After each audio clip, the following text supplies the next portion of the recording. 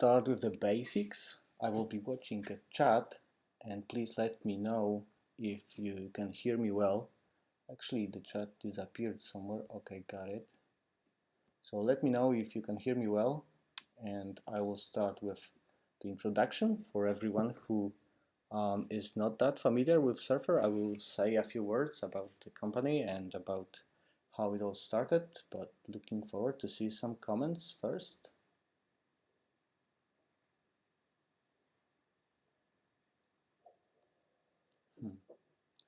All good. Okay, fine. Gotcha. All right, so now we can proceed. Let me switch screen to the presentation. Okay, looks like I got it. So, welcome everyone. I'm Michał Suski. I'm one of the founders of Surfer, and today I would like to show you how to use Surfer to win SEO rankings with on-page. It will be like 2 hours or so for the presentation, and I would like to walk you through everything that is clickable in the app. So what you will learn first, and the most important element, is to prepare successful optimization guidelines. Second thing is to find the quick wins to finally bump in rankings, which all of us like the 80-20 rule, and this is what will definitely help you utilize this rule with the quick wins and really ranking with lowest effort possible.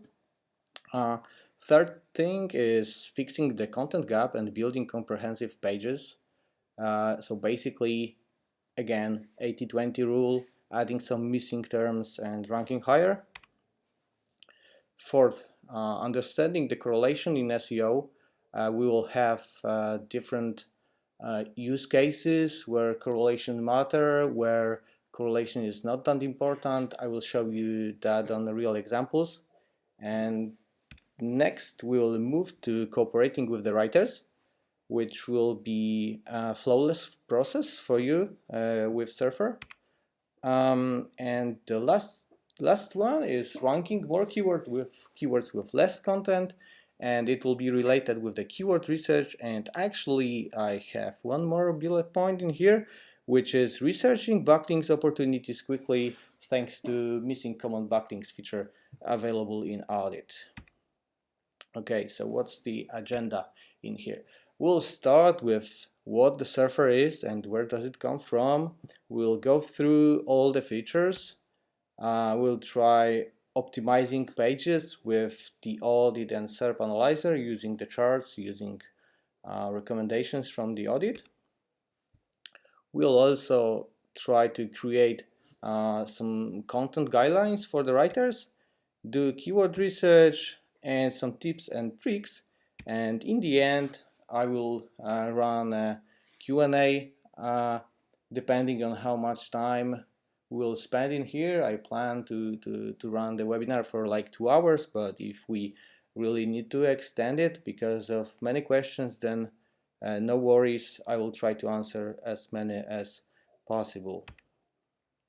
Okay, so let's start with what is Surfer. Surfer was built to scale up an agency without scaling up the team, and it really helped us. I mean, it is all about the small agency in a really small village in the southeast of Poland, where we struggled with hiring skilled people because there were any on the market. And Sławek Czajkowski, me, and Lucian Suski, we decided to solve this problem with an internal tool for the agency. Actually, it started a bit before, but anyway, it's easier to share it like this. So we decided to build an internal tool for the agency to scale up, and we saw it really working well. And after like a few months or maybe a bit longer, we decided to share it publicly by the end of 2017.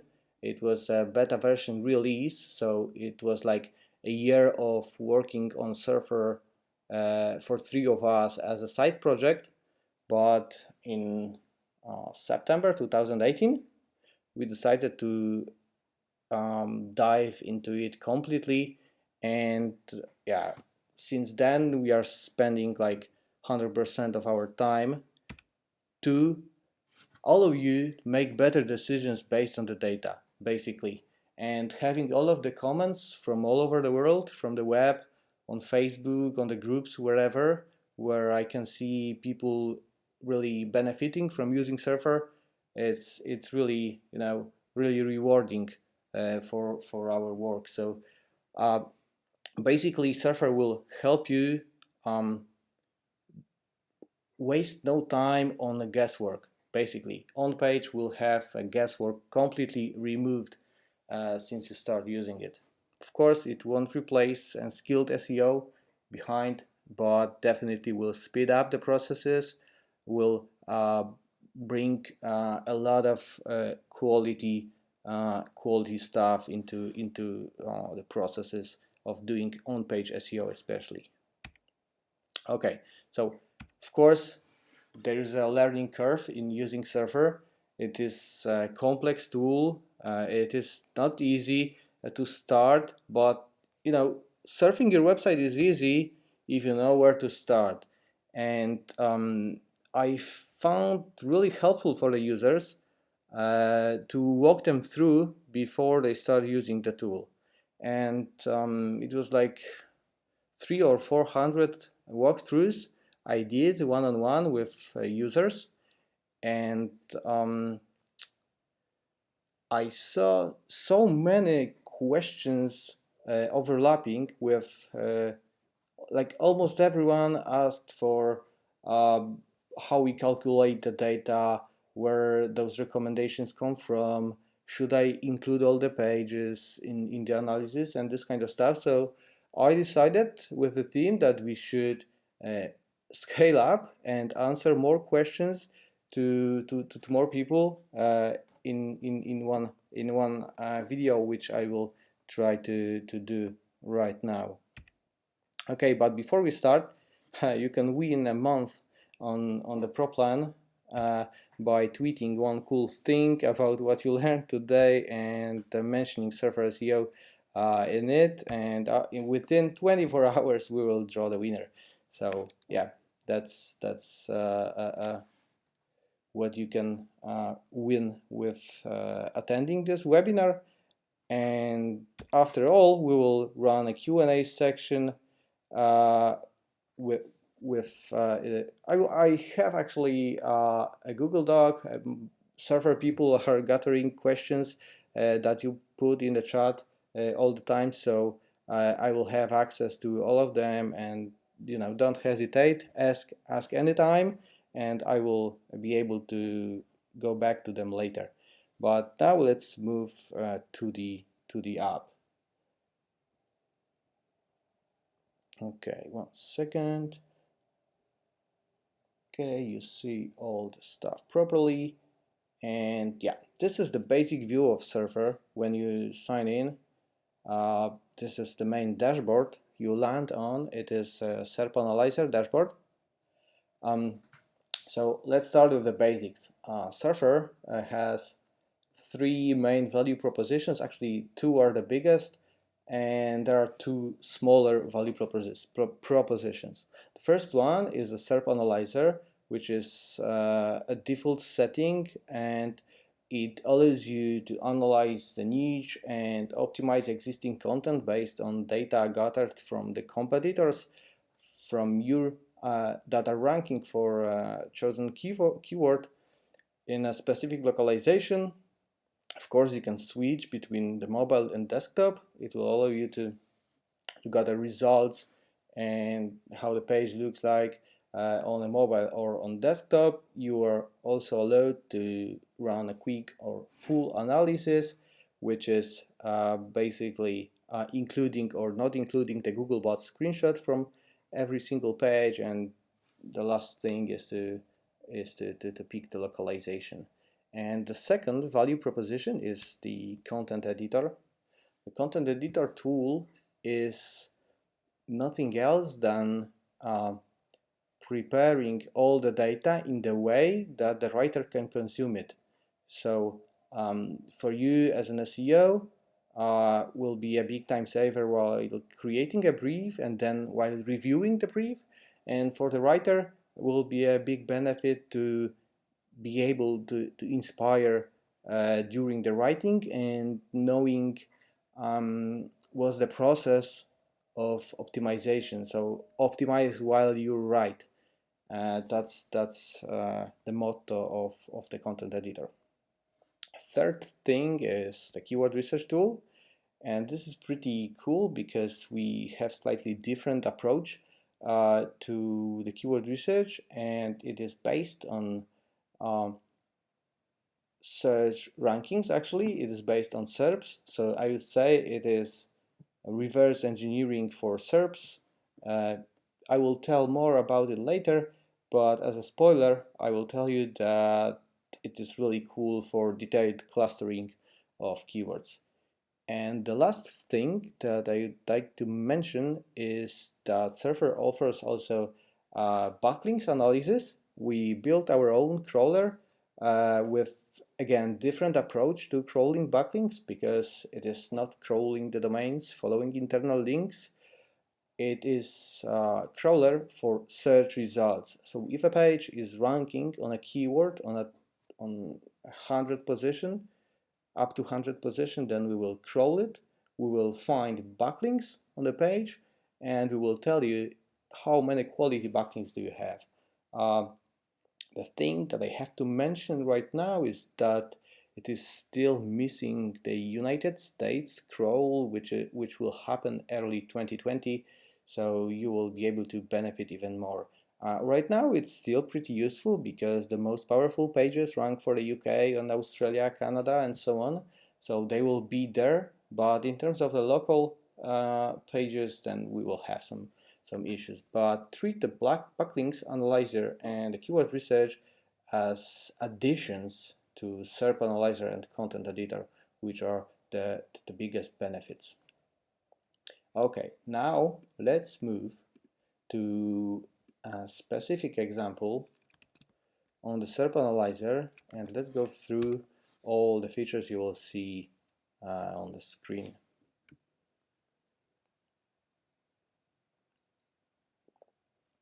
So by default, you start with the factor word count in the body selected, and the screen consists of a chart on the three menu on the left containing all the factors. You can browse the values on the chart, and it has a few tables below the chart, which I will cover a little bit later.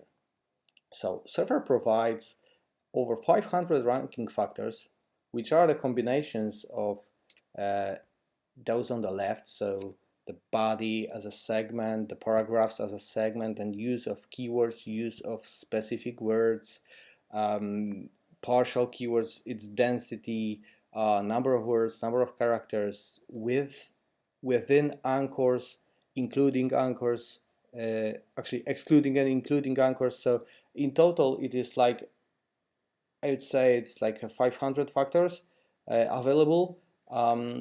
We are really close to add another segments. The first segment that we are going to add is the URL segment. So you will be able to find out if, like here in the body, so you have the characters, you have the exact keywords, its density, partial keywords, density, words, specific words in use. So you will be able also to analyze a URL as a factor. So exact matching domains will be recognized. In a slug of an article, it is very important ranking factor, placing a keyword in the URL, so it will be covered soon. So basically those structure elements are pretty much the same, so you can browse the same things within specific elements, like let's say headings and H3s, and we can find out if there are exact keywords used in H3s, and looks like they are not used that frequently. Maybe we will have exacts in H1. and most of the pages in the top are using exact keyword in H1, which is actually obvious that they are using it. So yeah, this is what you can check by browsing the tree menu on the left. But besides of those, let's say, content segments, there is also a links segment, which will tell you how many, let's say, how many external links are placed on the pages, or how many of those are sponsored. And actually, no one is using in this SERP the sponsored link count. Let's say the UGC. Oh yeah, we have 4 UGC marked link.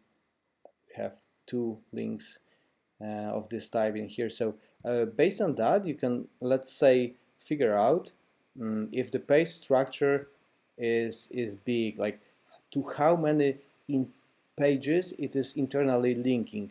So in this case, the Team Forest is linking internally to the 525 pages, so probably it is about the wide menu and many templates available with one click from the landing page. So looks like they are winning this SERP with amount of internal links. And actually there is a pretty decent correlation between having more internal links and rankings, because we have a lot of peaks in the top and only one higher count of internal links. Of course, we can check if they are unique or not, but it's not the case at the moment. All right. Besides of those structure elements and links, you can find the quality metrics, which will be about the HTML size, its ratio to characters count, and actually pretty cool correlation again, because the ratio is really high, so it requires 77 HTML digits, right, to display one letter on the page. So the ratio is really high, and the less HTML you have comparing to the characters you display, the better. At least for this search query. We can analyze the load time. This guy is definitely having a hard time through the server. We can find out what's the total size of the page. Those pages are really big, right? You can find out what's the total page size ratio to characters count. And again, guys at the bottom have troubles with really heavy pages with low amount of content on it. And the last thing here is the time to first byte, which is the server performance. And based on that, you can find out if it's really worth to have a fast server to win the niche. And in this case, the highest values are still lower than 1 second, which is really okay. Of course, the TTFB should be around, let's say, 200 milliseconds, but if everyone in the niche is not really focused on having the 200 milliseconds, then it's okay. And this guy, it can be really a handbrake for webcreate.me to not ranking better, because people may be, bouncing off the site because it's poor performance. And below the quality, you will find structured data. Actually, this is pretty fresh in Server, and it will tell you how many markups are embedded on every single page. So we can see, let's say that page number 8 is having okay, how many pages? Sorry, I got a little distracted. So you can find out how many as total structured data markups are embedded on a page. So it is pretty useful when you need to find out if you have enough markups embedded. Maybe there are some other markup types that will be great to add as well. And below the structured data types, you will find every single markup. And you can see how they're using it. So let's say the person, let's say the article, or whatever. You can find out which pages are using which markups. So it will be also pretty useful. You can find out if there are specific types more in the top. Like in this case, actually, the person is more frequently used on the top pages instead of the pages at the bottom of the SERP. And if you go through of all of those, you will find out which markups are more frequently embedded on the pages. All right, the last thing is number of images, and it can be a little tricky for you, especially that I had a lot of questions on why Surfer tells me that there is like 3 images while I have 20 images, right? So what I have to mention right now is that Surfer by default analyzes content that is not included within a tag. So all the content that is not an anchor. So it really helps us to recognize the main content. I know that it's not the perfect solution, but it excludes all the products from e-commerce. It excludes menus, so the footer, other blog posts, titles. So you are not affected with your content. Your content analysis is not affected with the keywords placed there. And in terms of images, if they are clickable, then they are within the A tag, so by default they doesn't count if they are links. So you can click on outside links to find out how many images are there that are actually clickable. So yeah, this is really important to mention that you can do it. So in terms of images, we can spot a better correlation of having more images that are also linked images in comparing to the images that are excluded. To the images that are within the A tags. So yeah, let's move to the last set of factors in here, and it will be the search visibility and the backlinks. So we can analyze the search visibility for the URL by analyzing the estimated traffic and number of ranked keywords.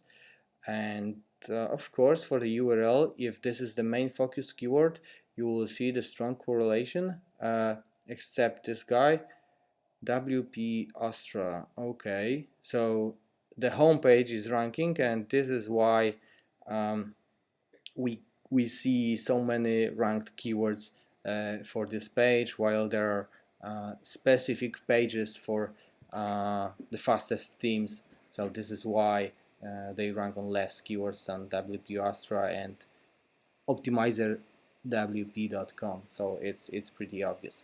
Okay, it is actually really useful if you analyze search visibility for the domain. If you analyze number of ranked keywords or estimated traffic, you will be able to find out high authority domains that should be excluded within the analysis. Since we have, okay, it's Quora, and here is Reddit. Actually, good link building opportunities for this kind of blog post, because they are ranking on the same keyword, so they will be sending pretty strong link juice, even if it's no follow.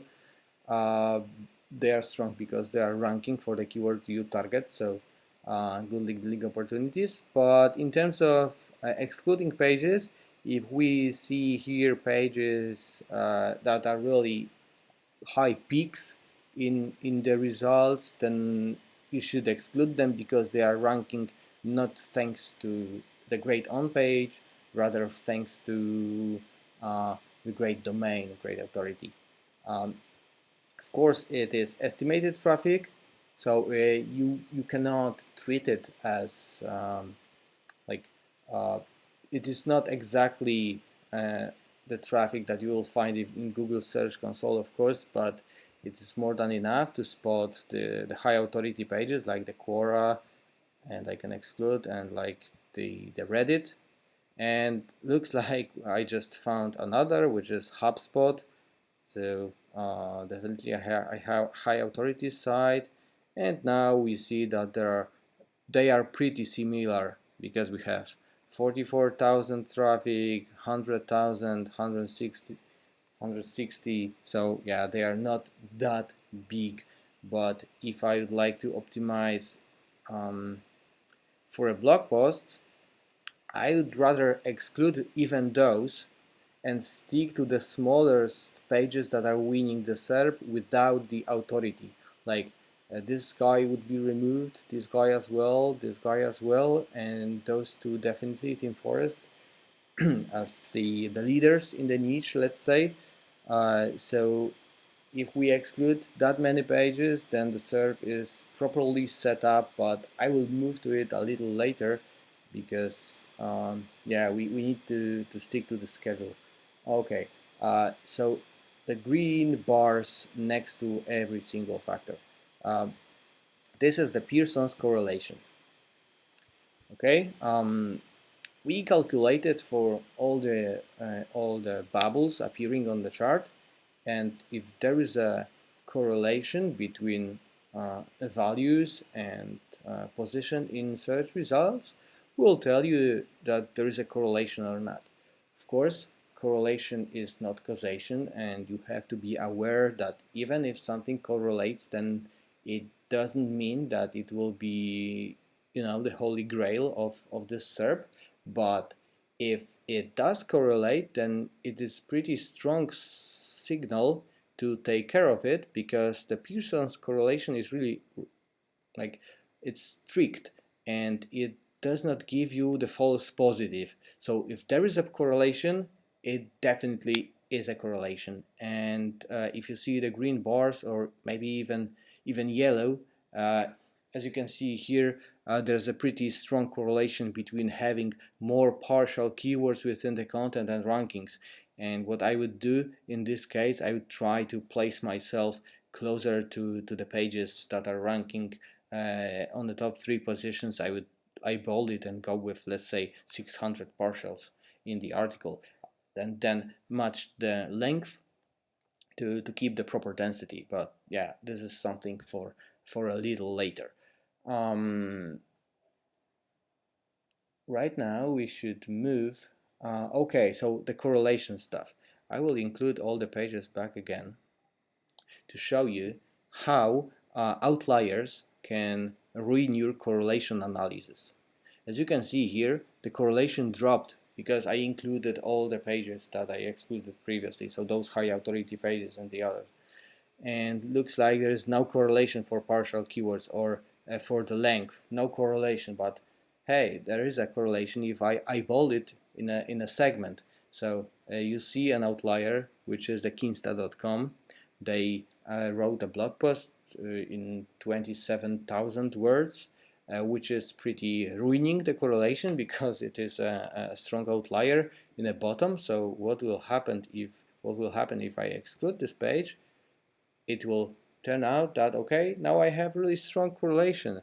And it is really important to prepare the SERP before starting the analysis, because you may find recommendations that are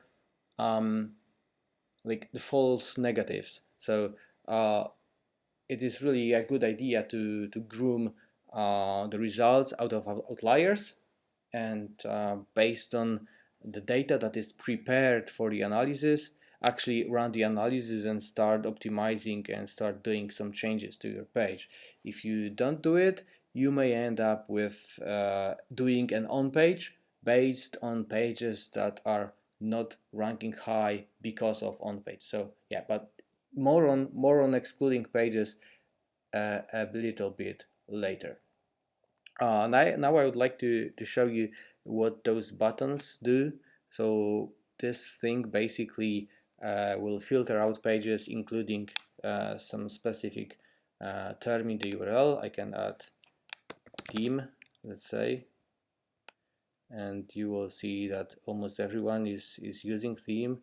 But if I will put something that is really, you know, nothing, then you will see that, okay, no one is using this term. So let's say SEO maybe. maybe SEO is there. Okay, so only one person is using SEO in the URL Slack, so it is not the best idea to use SEO within your Slack if you are trying to target the fastest WordPress themes. Okay, the next button is for averages. You saw it working already. I missed the one feature that is making you change the size of increments that we are using to do the averages. It can be whatever, it's up to you. I can even put here like 24 to cut it in half, and it will tell you that pages on the top are having more content than pages on the bottom. It is this kind of correlation is like 0, 1.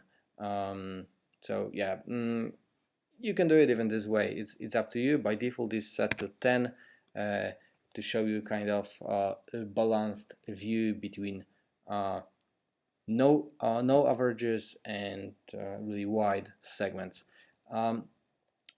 This button, as I said previously, will add all the anchor text to the content, and you see that the length is slightly growing, but those are not the big changes. So definitely those pages don't have a lot of content within anchors. The majority of the content is the readable text, not clickable. So yeah, in this case, outside links is just fine to be used. All right. Another button will allow you to include or exclude all the pages.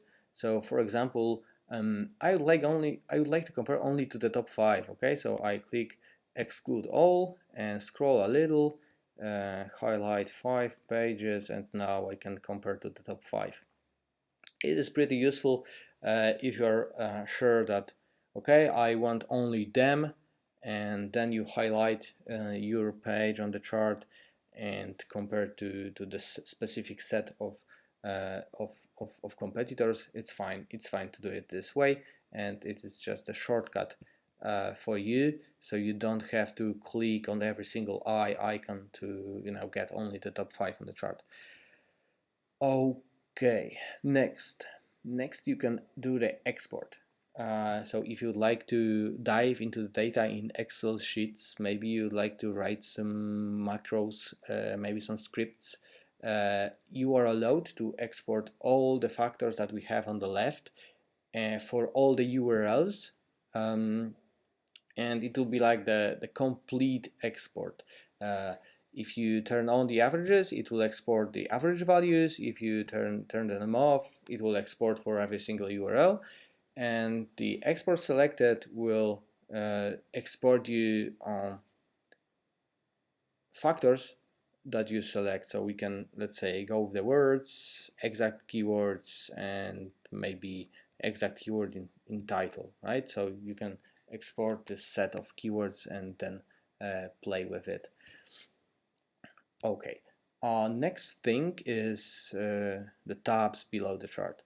So the default setting, which is search results, it will tell you what are the pages ranking in Google currently for your keyword in the chosen localization. And there is plenty of actions that you can do with them, but I will cover it a little bit later.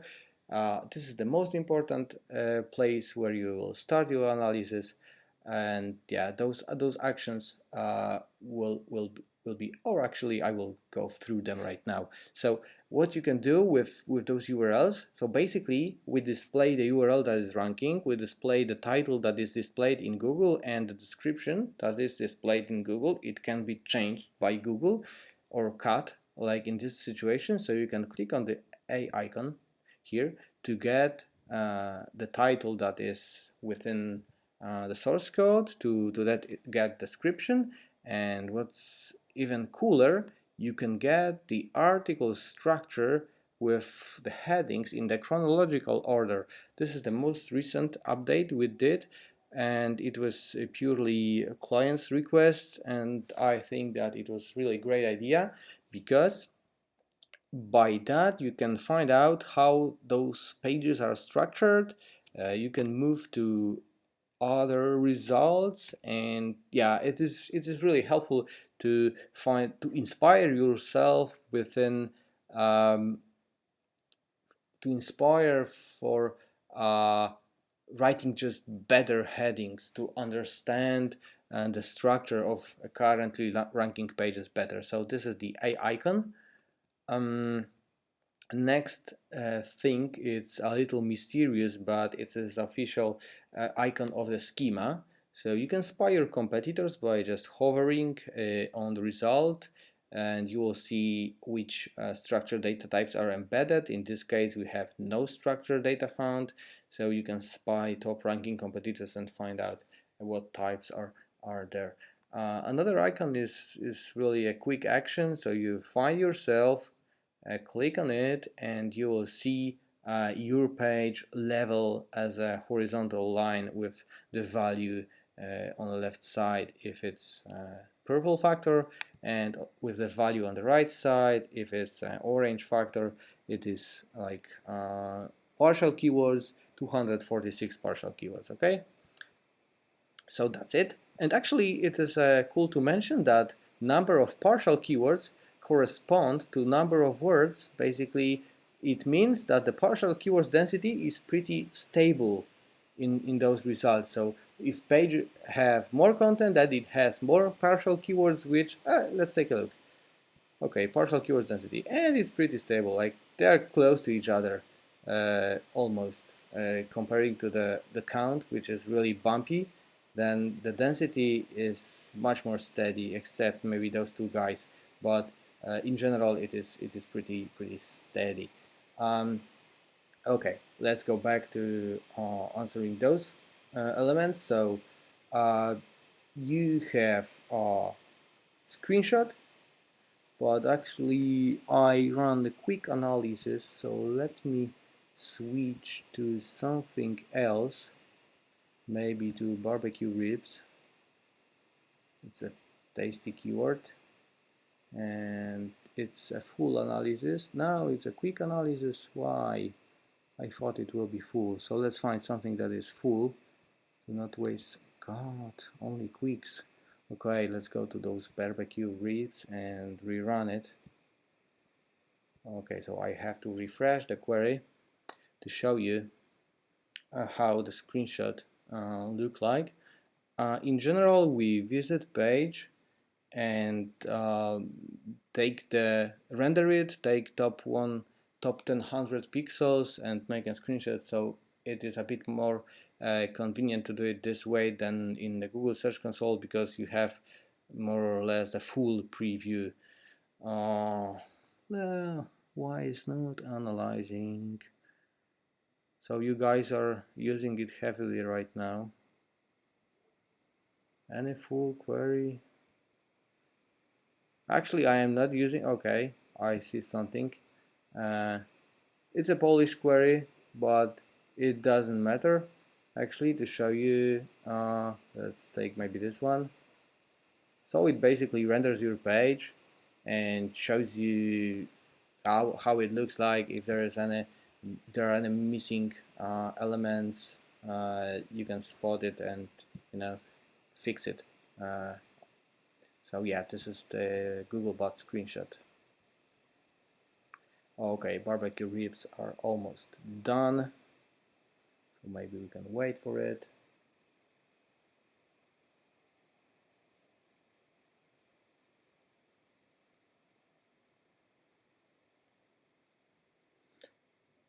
Okay, actually it's really cool to see almost 200 people watching all the time. Thanks for being with me. Okay, let's move on to last thing, which is an audit. But the audit has its own chapter, so I will review those tabs and then move to the audit. And the last thing you can do with the search results tab is to put your own URL. I can put Surfer SEO URL and hit the compare button. And what is cool about that is that you can refresh URL on demand. So you can make some changes, then refresh the URL, and if your query is set up, like you exclude a lot of competitors, prepare the environment, then you don't have to rerun the whole query and lose a credit. Then you can just refresh the URL and get the most recent audit. Okay, let's move to let's move to what? Let's move to other tabs. So the keywords tab. It was built to help you inspire yourself in terms of keywords that your competitors are ranking for the domain and for the URL. And if you click on it, you will see their keywords. But it is not that commonly used feature, and we are thinking of rebuilding it, so I won't focus on it that much. I will move to similar keywords, which is much better because it is related with the keyword research tool that we have that I mentioned about in the beginning. So with the similar keywords, you will be able to find keywords that have the same search result as the main keyword. So we started with barbecue ribs, BBQ ribs, and looks like that there are 16 exactly the same URLs ranking for best barbecue ribs recipe. So this way you can find out the cluster of keywords that are the most similar as the main keyword, and if you optimize for the main keyword, then you can just try to incorporate those keywords within the content somewhere, and it will be really easy to rank for them, since like if you have 15 pages ranking for both best ribs recipe and barbecue ribs, then why you cannot do it? So you can be the 16th page ranking both of them. So it is really easy to incorporate them and build a cluster and just rank more keywords with the same URL. The lower you go, the less similar keywords you will find, and those are ideas for supportive pages. So you can build a silo. Like let's see, we see the recipes for the oven. Again, oven. So the barbecue recipe in general can be supported with the special recipes for ribs made in oven. So this is the schema that you can follow to build successful pages, money pages, and supportive pages internally linking to the main money page. Okay, so we have the similar keywords and we have the questions, and questions are basically similar keywords that are also questions. So it is really a good idea to build an FAQ section for the money page barbecue ribs, including those let's say popular questions. So I searched, I sorted them by the search volume, and I see that okay, how to cook ribs in the oven, how to cook pork spare ribs, how to something else. Okay, so you see that there are many questions that people are like in the barbecue. So people are asking specific questions about how to do the ribs, how to make the ribs, how to cook ribs. So you can even build a page that consists only of FAQ, like 99 questions about making great barbecue ribs. And yeah, it will be definitely really helpful for the users.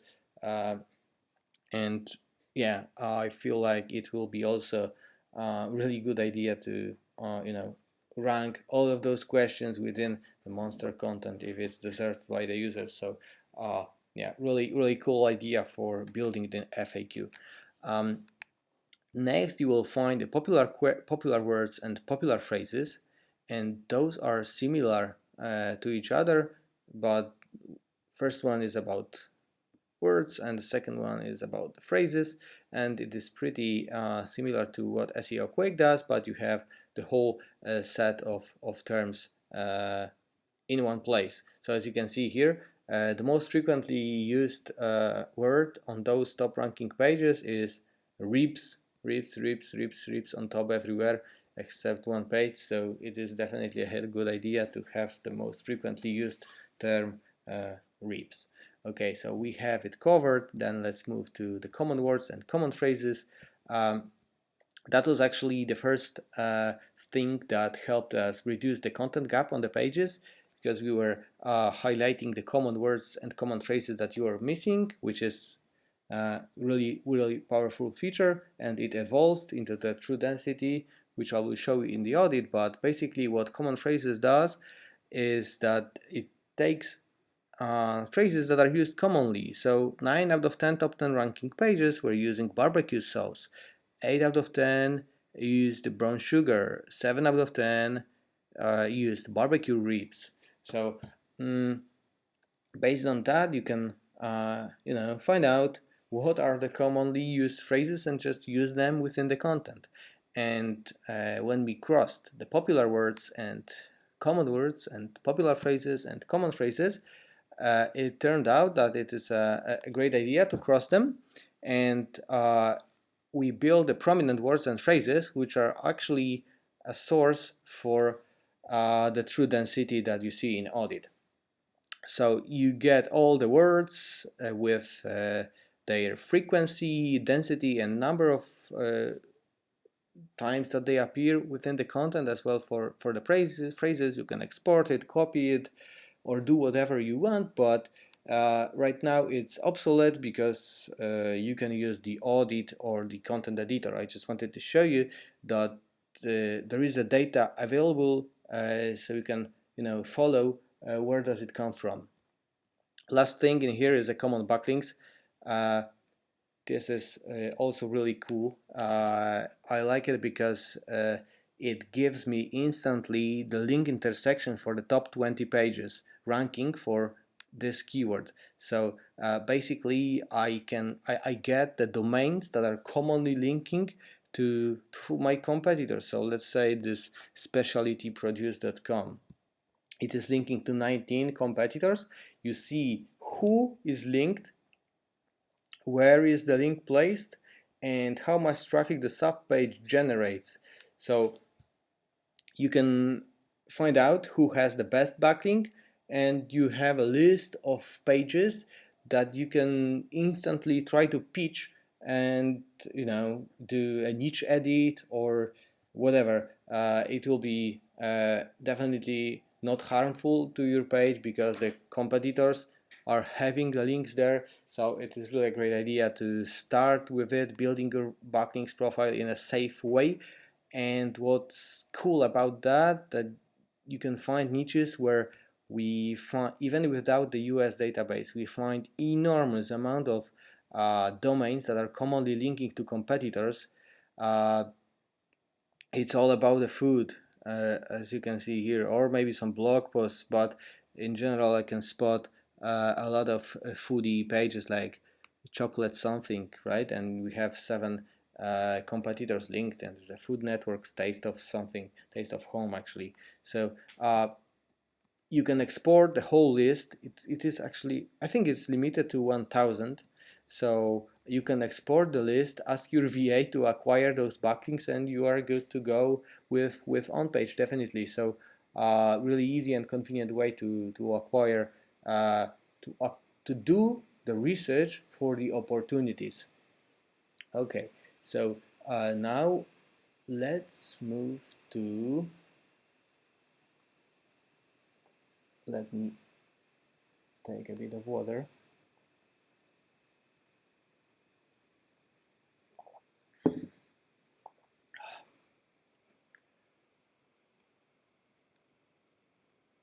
Okay, one more second. I will copy the URL.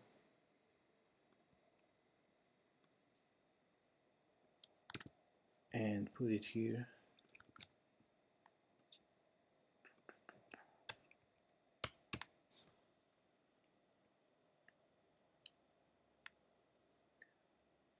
So let's talk a little bit more about excluding pages. All right, because it's really essential for every single analysis, and if you don't do it properly, then you will end up with recommendations that are based not on the pages that are strong with on page.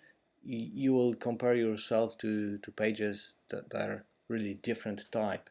So this is why you just have to exclude. You have to exclude based on the business model, the page type, the length, the intent they target.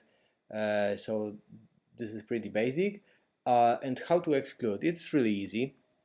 You just click on the eye icon and instantly exclude the page. And as you can see here, we have the Home Depot, Lowe's, Amazon, and now I can see some affiliate pages. So if I were writing a post for a cordless circular saw reviews or whatever, then I would definitely exclude the Home Depot, exclude the Lowe's, exclude the Amazon, and leave only 5 pages that are my direct competitors. And definitely those are uh, like the buying guide, best in 2018, best cordless. So definitely those are affiliate sites, and I need to end up with 5 pages that are not excluded because the audit will consist of the top 5 available pages. By default it is top 5, but if I exclude number 1, 2 and 3, I end up with the audit that consists of 4, 5, 6, 7 and 8 page. So this is how you exclude. It is really easy. It's like 30 seconds or even less if you know your niche, if you know that, of course, Amazon easy, Home Depot easy, but if a niche is if you are new to the niche, it will just take a little bit more time to investigate if the page should be excluded or not. But once you get used to it, it will be really quick and easy. So definitely do it. I will tell it one more time. You just have to do it. And I saw someone on a chat uh, who I shared this tip with, and he get amazing results after implementing on-page optimization with some competitors excluded from the analysis. Actually, I saw quite a lot of situations like this, so do it, please. If you start the analysis, start it with preparing the environment. It is really crucial. Okay, so we have it covered, how to exclude and why to exclude. Now we can move to other examples. Like here we have those big pages, e-commerce or authority pages that we excluded from the analysis. But let's take a look at the pages that are high authority pages versus a niche pages. So I will move to example about the crossbows.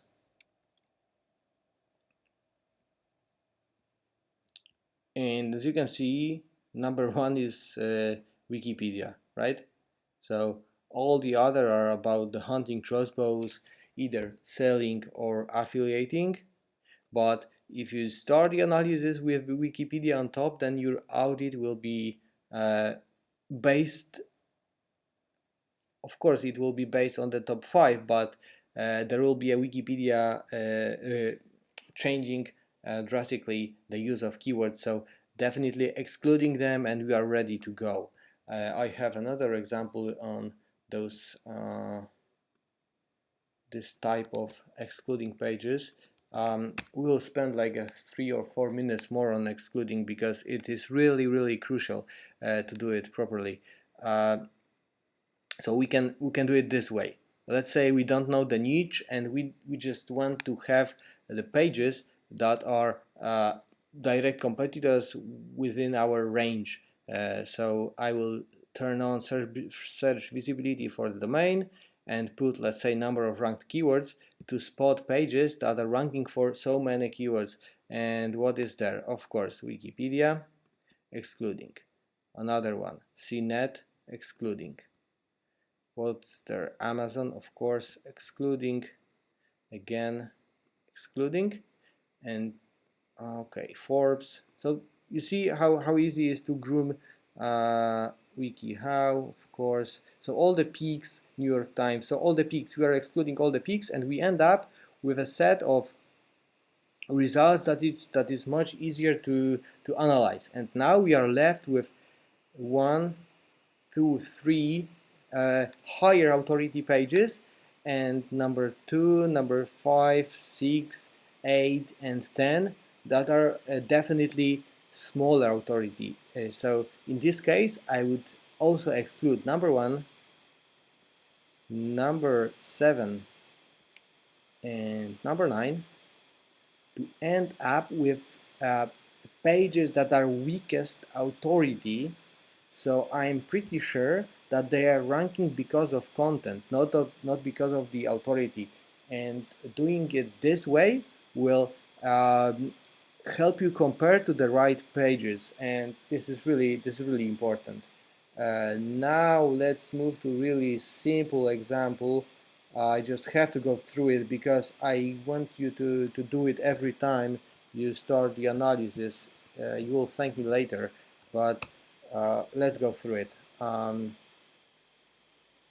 Local SEO versus directories. What we have here.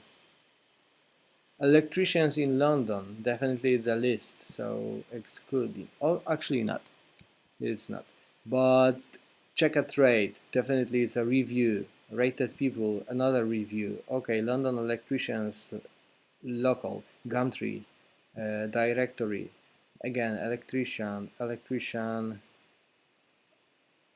Okay, and now we are fine. So I just excluded 3 pages, and I'm good to go with doing on-page recommendations for my local client who is an electrician in London. I can start the audit. So yeah, simple, easy, really quick. 2 examples left.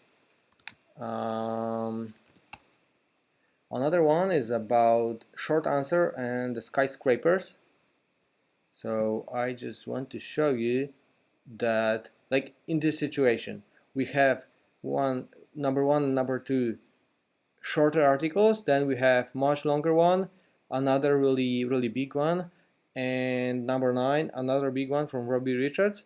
So what I can do, I'm going to exclude them because I'm looking at the majority of the search results in the top 10. If the majority is rather short, then I'm writing short. If the majority is rather long, I'm writing long. As you can see here, for this Hobo Web Co UK, it doesn't help that they have 25,000 words on page, as well as for detail.com. It didn't help. So now we end up with pretty cool kind of correlation in the top 10 that is left, that having more is better, but not too much. Like the 6,000 words for the article about link building techniques is enough. I think that people are looking for the techniques, not for reading a book about link building techniques. They are looking for actionables. That's why the skyscrapers are not winning this SERP, even if they are quality. I'm not telling that they have like poor quality content, but it is just too much to read for the people, or at least Google says that, because it's ranking shorter pages. Okay, the last one. So we have different intent. Let's take a look at the top 4. So we have email marketing guide, then we have a product page. Now we have email marketing campaigns and a product page. So if I were writing a description for a product page, I would compare with the MailChimp and with the Constant Contact instead of comparing to OptiMonster and HubSpot. I know that it sounds obvious, but you just have to be aware of that and do it when you are starting the analysis. Okay, now let's move to the audit. I will just pick some cool example, maybe this link building techniques. And let's find a good example. I will exclude this detailed and hoboweb.com since we are not looking to optimize for really long content. Let's find someone. Okay, I was thinking about this live marketing because I saw pretty big errors on the page, so let's stick to it. This is the audit. So the most important part of the audit is the true density, and it pulls all the words and phrases from the top ranking pages and tells you how you use them within your content, taking into account your competitor's length and your current length. So you will keep the right density for every single term that is here. The true density is the most powerful thing for the content gap reduction and for optimizing the content to the sweet spot that it covers all the topics in the right way. I mean, if they are tackled the right amount of times. Okay, so the true density consists from the words and phrases. You have the list of the terms, you have your usage, you have competitors' usage, you have suggested range, which is calculation for your current length and their length, the relevance, which is nothing more than how many pages from the top 10 are using the term, plus the action, so what you actually should do to fix it. And we can sort by the action to get the most important errors for the page. So as you can see here, all the 70% of the competitors were using the link profile, but our audited page didn't. But social media is really over optimized. A piece of content missing, guest post is missing, link building campaign missing, building a link missing, broken links, broken link building. So looks like for the live marketing, broken links technique is not cool anymore. Like the guest posting is not cool because they just don't mention it, while half of the pages in the top 10 did, like the link building strategy, inbound links, quality links, domain authority, tools for local business, all the stuff. You see all the zeros, and this is the content gap. And the content gap for the live marketing is huge. And what I would definitely recommend doing right now is to fix the content gap, to include all of those terms from the true density. Maybe don't start with polishing it like to get within the suggested range to use like SEO link building 5 or 6 times in this case. I'd rather go for at least mentioning them, since we are about to implement the 80-20 rule. So low effort, higher impact. And if you go with just including those terms, mentioning them within the content, you will get your content gap fixed, and after that you can go back to it and tweak it more, because if I click on the action again, I will get all the orange errors on top, and the orange errors are keywords that are under optimized. So guest blogging, under optimized, build links, search engines, all of those are under optimized. So if you mention those keywords or de-optimized because they are over optimized, they will go into the orange error that can be fixed later. And there is this relevance metric, and I just want to tell you that it is not for cutting off some recommendations. It is more for prioritizing your work, because the cutoff is already done with the lowest value of 40%, where we find that they are not relevant anymore. So please include as many phrases as possible if they make sense for your business, because it will benefit you in the future. So when all of the true density elements, all the true density phrases are fixed, then you can move to words and tweak it. So yeah, this is how you can utilize the true density, but before you go for it, it is really a good idea to find out if your length is in the sweet spot. And looking at this SERP right now, I can tell that the article could be a little bit longer. Okay, it could be like a 1000 to 2000 longer than it is right now. But since we have so many terms that are not mentioned at all within the content, it will obviously make the content longer. If I will write about the guest post, I need a paragraph about guest posting, about getting quality links, about increasing the domain authority. So it will definitely rise the length. So fixing this content in iterations will definitely help you keep an eye on the progress, what is left to do, what is still missing, right? So let me now move a little bit more into this audit description, because we have a bit more features in here. So the first segment is about the words in body, words in paragraphs, words that are bolded, words that are within the headings, and looks like the headings are not long enough, like the mangools. They really have a long headings, 500 words in headings itself, so it's quite a lot. But since they are ranking number 2, they are leading the way, like with those 3 pages, Link Research, Mangools, and Moz. They have the best content, so it is really a good idea to get closer to them. Okay, exact keywords in use, it will be covered with the true density, of course, but it is really a good idea to put a little bit more attention to the exact keyword. And since the mangools is using 6 times, and then maybe 1 time is not enough. I know that Moz is using it 0 times, but they can afford, because they are Moz. Actually, it may be a good idea to exclude Moz from the analysis as well. I'm not sure, but you can make such a decision. It's not a killer for the analysis.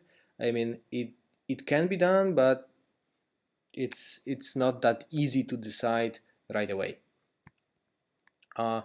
You will find also some blue elements that they are informational. So you will be able to find out if they use exact in image alts, if they use exact in paragraphs, and looks like Mangools is using 3 times in paragraphs and 3 times in headings, so it's pretty balanced.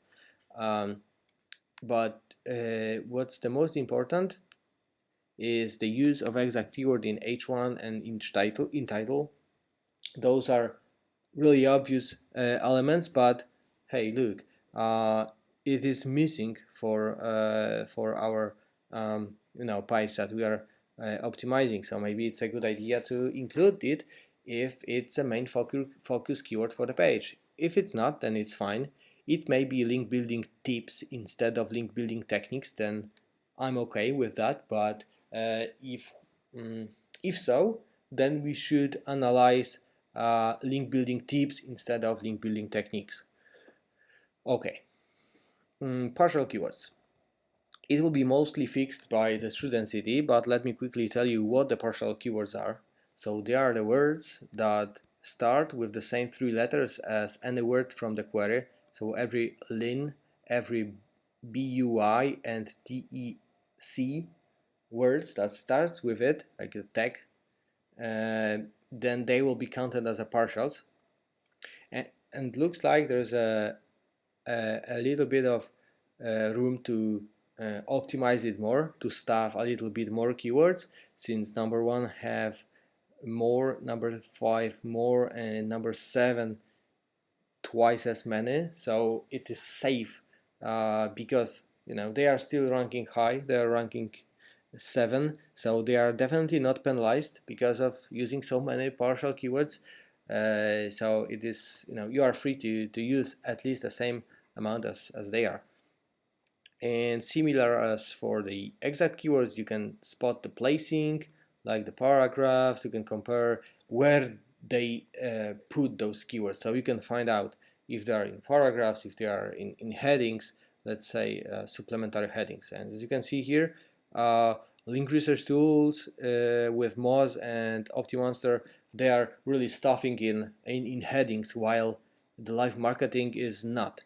So it will be a good idea to add some more partial keywords in headings. So basically it is all about following the competitors that are strong with on page to make your page at least as good as they are. But if you take the best out of all the pages that are ranking, then you will just benefit more in the future. And as you can see here, there are 3 partials in H1 and each title, so it's probably they are not focusing the techniques, they are focusing something else. Okay, number of elements. So this is the structure. Number of paragraphs is within the range, but again, the leading pages, they are definitely outlying those other pages, and if I am going to include more content within the page, I will also restructure it to add more paragraphs. Even if it's green, then it's a good idea to review it and see if there is any pattern like we see right now. Number 1, number 2 outlying, maybe that's their strength. So I would go closer to them. Strong bold elements. Okay, so the live marketing is bolding a lot, and I would consider reducing it a bit, since it's pages on the top are not bolding that much. Again, structure, headings, mangles, 200 headings, so quite a lot. I don't think it's the best idea of having 200 headings, but still I have to have more headings, and number 1, number 3, number 5, they have over 50, I have 20, so at least double the number of headings, right? Easy. 1H1, this is okay, but for Moz and this page number 6, they have like 3 H1s, so it will be a good idea to have only one. Images, and then length of the title and description, so it's okay, within the range almost. But the last thing is the time to first byte and the load time. So the server is pretty bad in this for this page. So it responds in almost 4 seconds, a lot. Definitely it's a lot. And comparing to other pages in the top where the highest result is slightly over a second, it will be a good idea to fix the server. Because like 4 seconds is just too much. And let's see if the total load time is bad. Yeah, it's probably bad because of the time to first byte. If the time to first byte was like 1 second, then they will place themselves around the mangles and OptiMonster, so it will be not that bad, but they are the worst. So that's the audit. The takeaway from the audit is that true density starts with phrases, then move to the words. Take a look at the length and structure of your page and try to fix it based on the top competitors. Don't be afraid of clicking the show details to review more information. And what I wanted to show you is that you can share the audit just by clicking here, and it will result with the audit that is accessible for everyone who have the link. So you can share it with your client, VA, with someone in the team that you don't want to give access to server, just to tell what to do or convince a client, whatever actually suits you. But you can just use the data outside of server with shareable audit. But the cherry on top of the audit is the missing common backlinks, and this is actually what evolved from the common backlinks. So we had the list of those common backlinks for a whole niche, but what if I tell you that we can select the domains that you are missing backlinks, that the live marketing is missing a backlink. So the most common is Quora, okay, Robbie Richards, probably from comments, LinkedIn, okay, Reddit, Search Engine Journal, but the lowest we go, the more tricky backlinks we will find.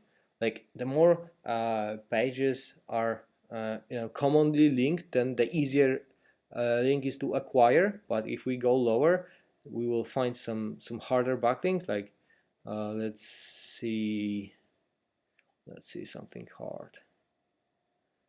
Okay, bigcommerce.com. A lot of referring domains, quite a big traffic. Let's find out who is linked there. So Neil Patel, WordStream, Ahrefs, OptiMonster, Crazy Egg, and as you can see here, those two, Neil Patel and WordStream, they are in the same, mentioned in the same page. Ahrefs is on how to perform competitive analysis. OptiMonster is on affiliate marketing. So based on that, you can, help, like you can find out where your page fits and just do it by exporting again this list of missing common backlinks. It is over 800 domains that you can try to acquire backlink from.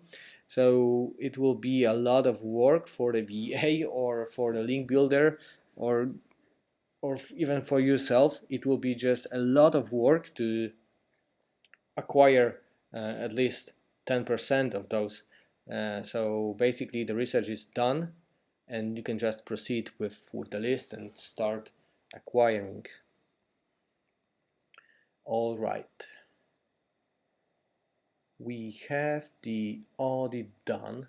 I will just look if I didn't miss anything. Okay, I can mention how the ranges are calculated because it is pretty frequently asked question. So the ranges are based on the average length. So the lower value is the average and the highest value is the highest plus 10%. So this is how we calculate the ranges. So between the average and highest plus 10%. So this is where this green area come from. Okay, this is done. Okay, another one. Should I take a look at the words in body or the words in paragraph? This is also a frequently asked question. So you can compare those two charts to see if the paragraphs are the majority of the content, and if so, like in this situation, then you can say that okay, all of those are article type of contents.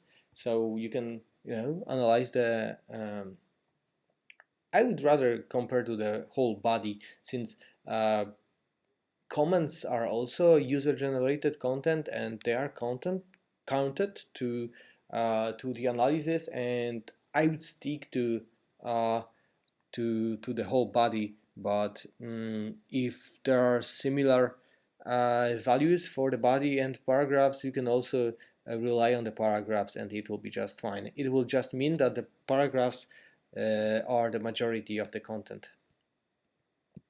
So okay, I shared this and that. And what you have to know about the shared audit is that it does not require the common backlink, so you have to export the list by clicking here. We kind of run the optimization process with the audit, which is the first step of doing existing content optimization. So the true density, length, structure, they are easy accessible from the audit, but if you like dig deeper into the data, you can do it, and I will show you how you can do it on the charts. I will just open an example that will share a few patterns. 1 second.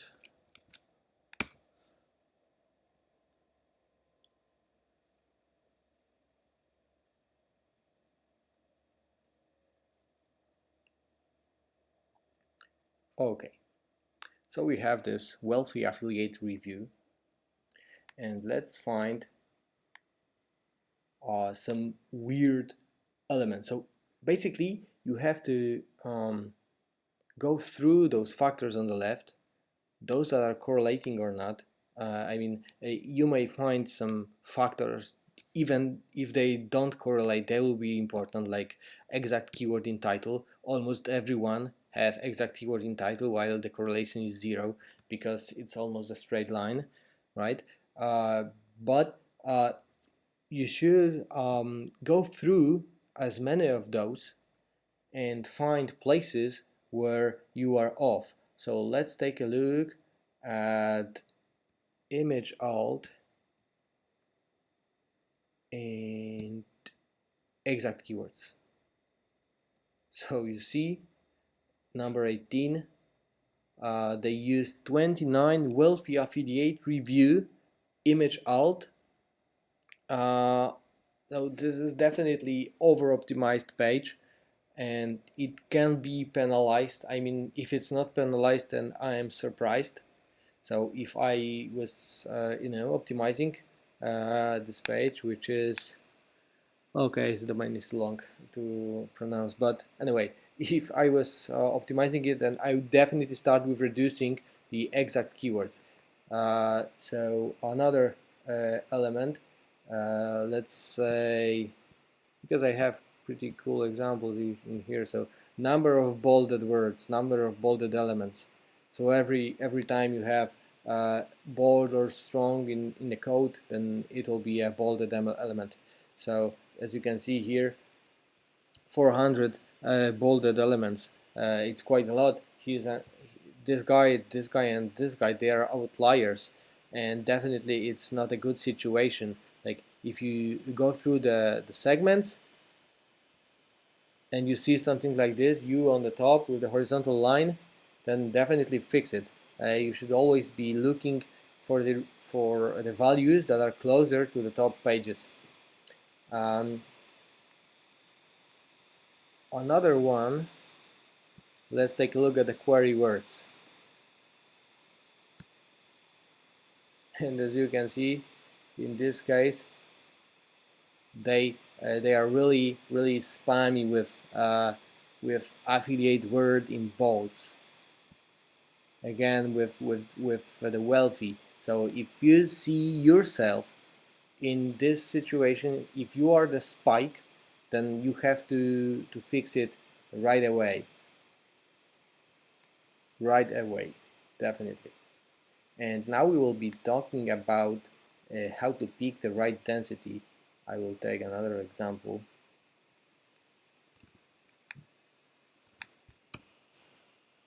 Let's get it loaded.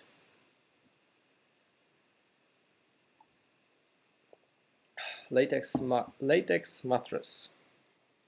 So what you have to do is to find, even though it's not correlating, like here, exact keyword density is not correlating, but we are really focusing on it because exact keyword is still a big player in ranking factors.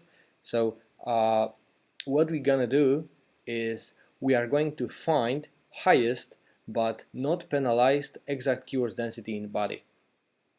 And how to do that?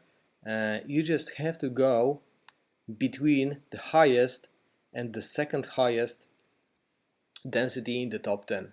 This way you will be able to find double safe density that will definitely not make your site penalized, but you will utilize the exact keyword density factor properly. I know that there are a lot of people telling that keyword density is not working anymore. It is maybe more about use of keywords with the specific amount of words. So the more words you have, the more exact keywords you can put in there. But still, I find it pretty useful to do it this way because keyword stuffing is still working, but you just cannot do too much. So in this situation, I would go with something between 7 times per thousand and 11 times per thousand. I would go for 10 times per thousand in terms of use latest latex mattress within my content, and that will be the best way, safe and really effective way of putting more keywords on your page. Like this guy is probably over optimized. I think that it can be even penalized, for using too many latex mattress within the content, as well as this guy on position number 28. All right. What else we have here?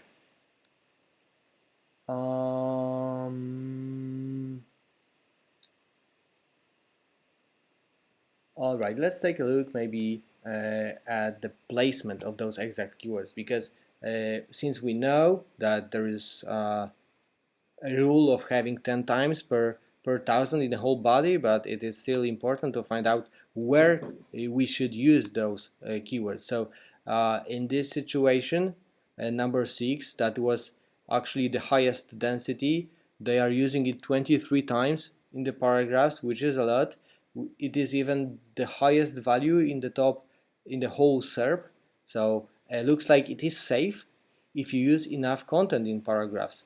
And looks like they are not using that much content. It's only 2K, while this guy has 4K, and the density is 2 times lower. So definitely you can do it this way and stuff it a lot, because they didn't get penalized for it. So you can do it the same way, and you will be safe in terms of keyword stuffing in paragraphs. You just have to have similar amount of content in paragraphs to keep the same density. So the density will be like 11 times as we mentioned previously, because in this case paragraphs is the majority of the whole content. So yeah, let's move on. Above the fold section, it's really important to find out, like, even if the top one is not using a keyword above the fold, then it's a good idea to use it at least once, or maybe twice. 3 times will be too much, or 4 times definitely too much, but it's really a good idea to mention the keyword above the fold. So yeah, this is how you can find where to put those keywords, by browsing those elements. This is definitely a second step after you do the audit and tweak it properly. So placement is another step, but still really worth doing, for especially for the stock keywords. Let's move quickly to the correlations, because like the correlational SEO and all that stuff is important. So let's go through a few examples of how you can read the correlation. Like in this situation, again, the fastest WordPress template, there is a strong correlation between length and even if we go without averages, there is a pretty strong correlation. So just if you see it this way, even like here, even if there is a yellow indicator, just go for it, because false positives are happening very unlikely. So even if there is 49% of correlation, take a look, take your time and look at the keyword, at the factor, you will definitely see a problem. And not a problem, of course, the correlation. I'm talking for more than an hour or so, so maybe I will move a little bit slower. Okay, what we have now, like the outliers. I showed that example with Kinsta. See, outliers can skew the correlation, so do it and fix the correlation. You can try to find correlation in a segment or in a specific factor. Like in this situation,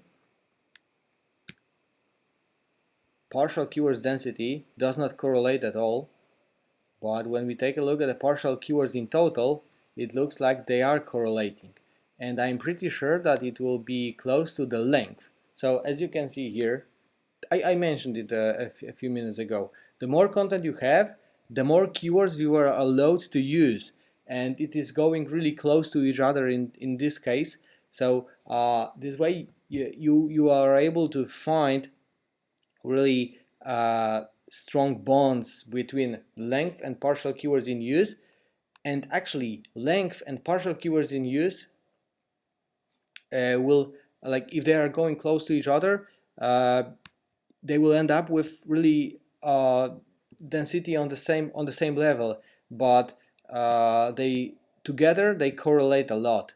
So this is really really important to know that even if the density does not correlate, then take a look at the use of keywords, length, compare it to each other, and if you see such a situation, then it is really a good idea to invest in more content and put more keywords in there.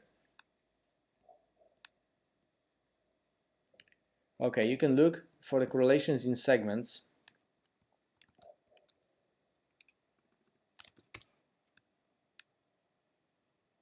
This is also a cool story because, as you can see, no correlation. Okay, but if we go for the top 10, you will see a pretty strong correlation though. So it doesn't have to be like the whole SERP is correlating. You can find correlation in segments which will also be beneficial for you. So the more content is okay, but not too much. Like, this is definitely too much, but 200 to 2000, 2000 and a half, it's fine. So look for the correlation not only in a whole SERP but in the segments. This is worth mentioning, plus those correlations of the factors that are essential, like exact in title. Of course it won't correlate, but it is important. Like, oh, in this case no one is using. Okay, so probably they target some different keyword, but what about H1? They will probably not use it as well. Okay, but do they use acne? Yes, they use, everyone is using acne in H1. So even if there's no correlation, it is important.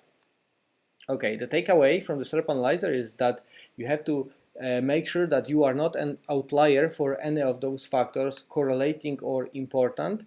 Plus, you should find a sweet spot for your page based on the top ranking pages. So the horizontal line meets the values that are represented by pages in the top. And yeah, place keywords in the way that they are in the highest but not penalized density. And now it's time for the content editor. We are kind of running out of time. I have like 30 minutes more, so I will do my best to share the most about the content editor. Actually, I thought that 2 hours will be too much time, but looks like it's never too much. Okay, so what's the content editor? Detailed brief for the writers is time consuming for the SEO when you produce it and when you have to execute it and review the content. However, it's effective. The skimpy briefs are quick to do, but then you have to optimize the content by yourself. And I was on the detailed side previously. I was preparing really detailed briefs and then reviewing them, but it was really pain in the ass. And this is what Surfer's content editor is helping with. So you will be able to prepare really detailed brief for the writers and let them write, review it really quickly to get the best results. I have a keyword about the mobile car valet in Edinburgh, and I wanted to show you it because it is really cool in terms of customizing the search results. So similar situation as we have for the audit or for the SERP analyzer. Number 1, number 2, direct competitors. Number 3, outlier with 30,000 words on page. Number 4, Gumtree. Number 5, competitor. Number 6, competitor with skimpy content. Number 7, competitor with pretty long content. And then Facebook, Yelp, and really skimpy content again. So we end up with only 4 pages to include within the requirements. And once it's saved, You are allowed to get with the average length that is proposed in here, or you can change it to the values of your choice. Let's say if it says too much, you can reduce it. If the budget is too low to write, let's say 3,000 of words article, you will get the structure, basic stuff, but the most important thing is here below. You will get your primary keyword split into the specific terms. You will get some secondary keywords that come from the similar keywords. So the similar keywords for the mobile car valet Edinburgh are those in here. So we by default we pick the 5, but you can remove them. You can add your own. You can browse the list on your own, like home car cleaning services, whatever fits your business. You can just review the list and do additional research to tackle more keywords. And those below there, they are really important in terms of further optimization with the true density and so on, because they come from the prominent words and phrases. So it is the same source as we have in the audit, and the better it is done by the writer while he is writing, the less work you will have to do when it's finished and published on the page. The new thing that we developed recently is this button that by default it's turned off, and it separates the most important terms and other terms that are worth mentioning as well. But we found that quite a lot of people ask to be more detailed. So by clicking here, you can group all of those within the prominent terms, and it will affect that they will all get the ranges of use. So the article will be just better optimized. And if there is a term that really annoys you and you definitely don't want to include it, you can click on it. But if you feel like this term should be excluded always, you can open the terms blacklist, find it, say Facebook, click on it, and it will be excluded from every analysis, every content editor that you are going to produce later. Then you have those topics and questions to answer. I added my own because we didn't found any questions. By default, there are people also ask questions fetched from Google if there are any, or similar keywords that are also questions, but in this situation the keyword is not that popular, so we haven't found any. Here is a place for the notes where you can ask for the deadline, for the type of content, tone of voice, whatever. You finalize it and your writer is good to go. Now it's time for sharing the editor. Okay, so you have two choices. The first choice is to use our editor that is similar to the audit you saw previously. So outsourced writer can use it right away with this unique link, and it does not require to log in, does not require any add-ons and extensions, anything like that. You can just start writing. Let's say I will write bulleting, and it's counted, so I can use it 11 times. I will do so. Do I have? Okay, got 11 and it turns green, so it's more or less about making all of those green. And if you are afraid of over optimization, I can use valeting up to 31 times. I use 33 and it's too much. I'm notified, so the writer will be notified as well. And yeah, it is just that simple.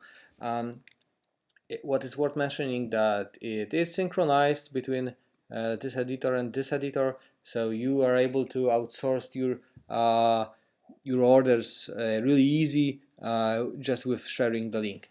But what if you are using the Google Docs?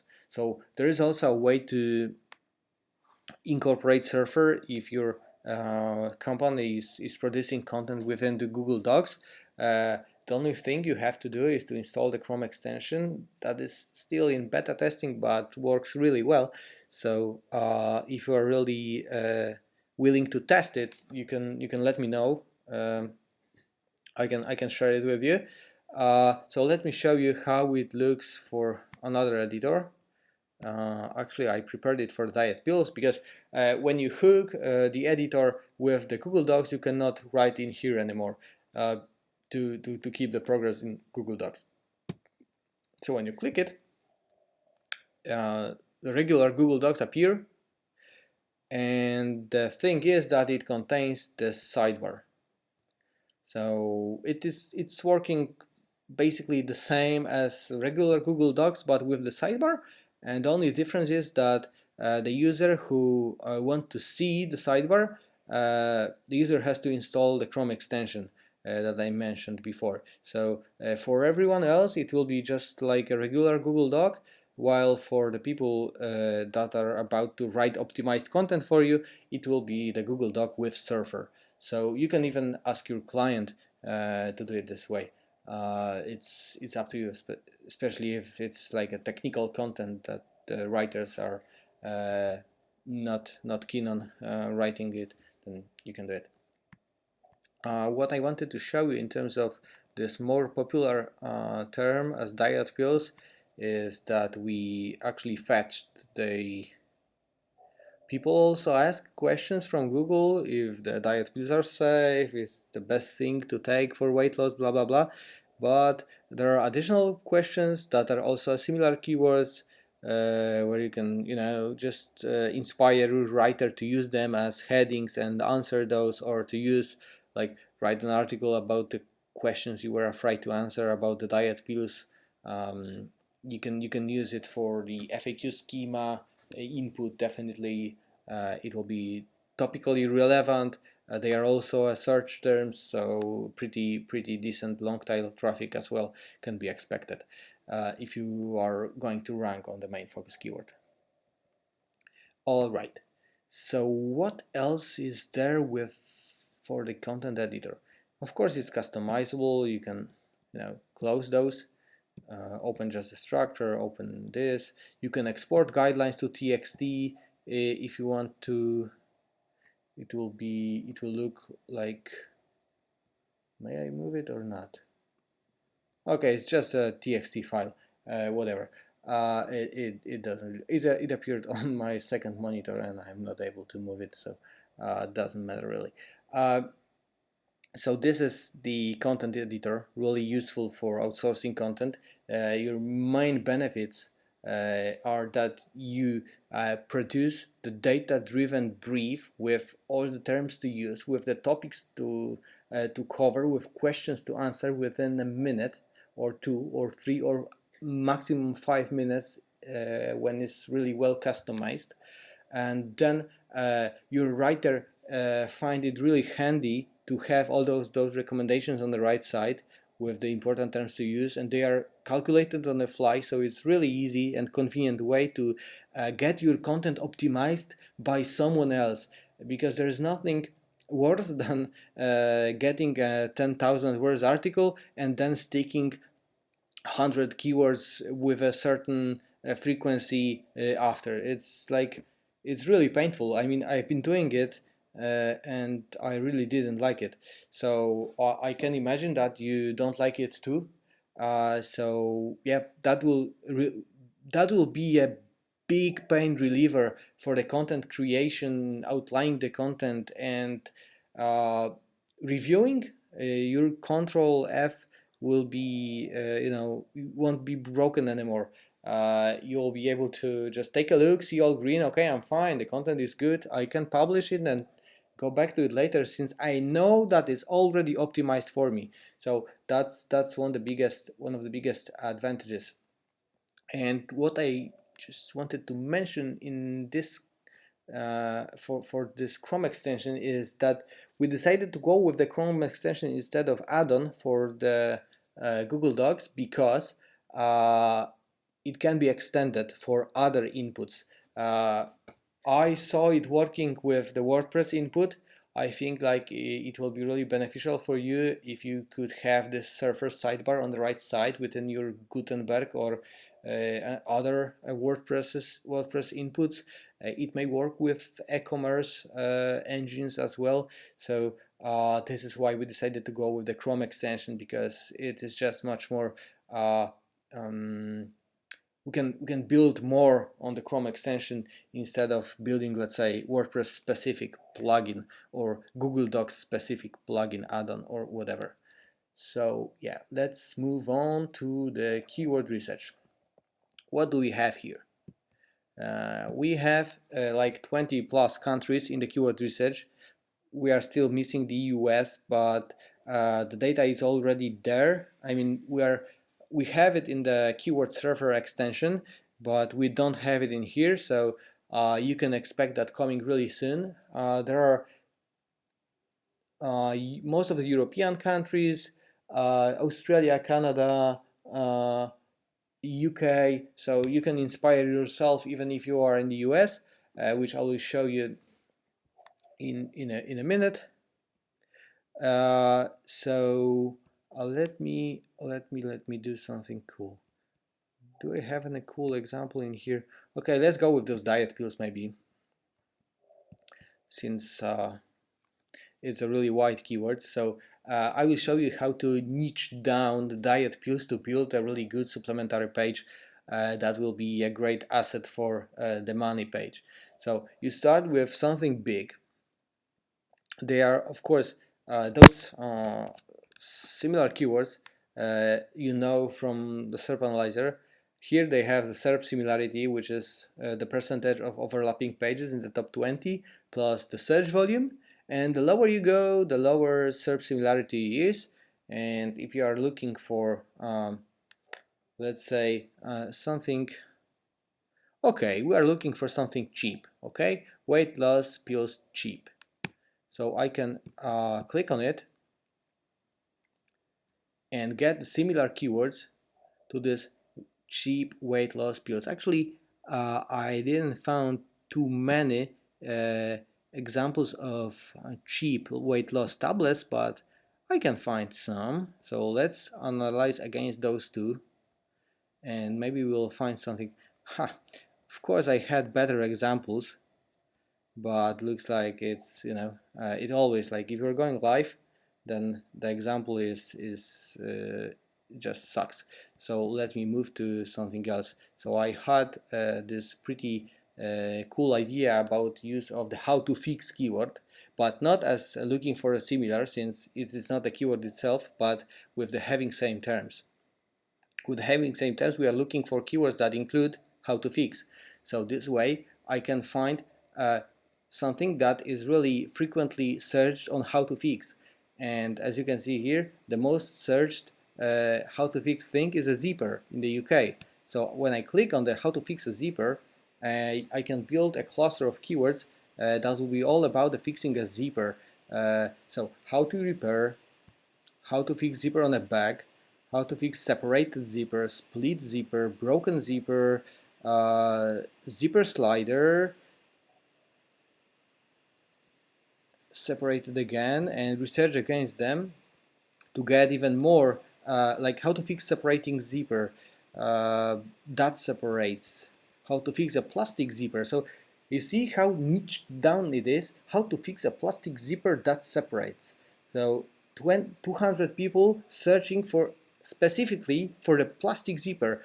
I don't know if it's different way to fix a plastic zipper than the metal zipper, but it's up to you to find out. Let's see if people are looking for the plastic zipper. Okay, how to fix again plastic zipper, a zipper from how to stop zipper from splitting. So different angle of split zipper and plastic zipper again. So I can research again and build even better set of keywords that are really about the broken zipper. And the cool thing is that you can sort by similar keywords to see the terms that are similar to